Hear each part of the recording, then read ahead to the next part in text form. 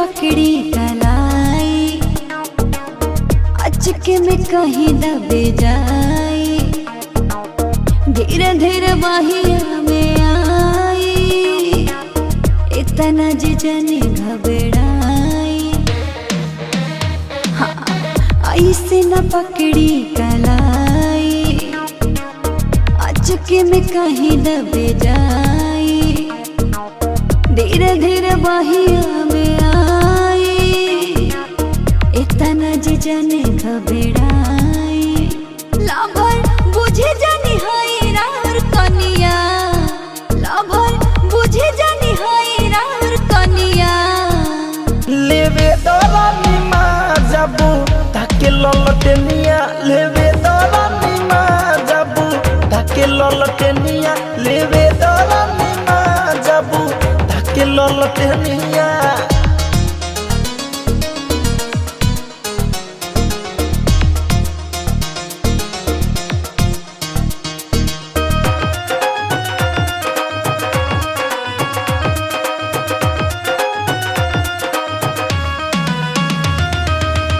पूरा रात बाकी बा जानिया गुताई, प्यार के फीलिंग तनी धीरे से कराई।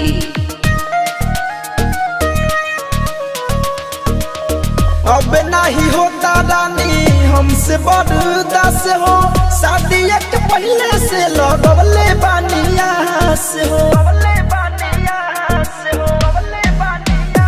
अभी नया नहर बानी हम कनिया, अभी नया नहर बानी हम कनिया। लेवे दरानी माँ जाबू ताके ललटेनिया, लेवे दरानी माँ जाबू ताके ललटेनिया, लेवे दरानी माँ जाबू ताके ललटेनिया। मां शारदा रिकॉर्डिंग स्टूडियो दिल्ली।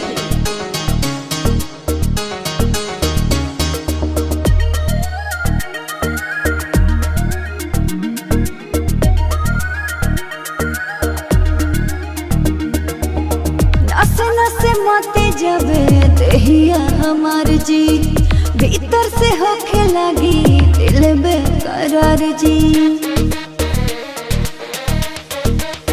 अब नहीं रोको हमके करे दा तू प्यार जी, बहिया में आके ना करावो इंतजार जी।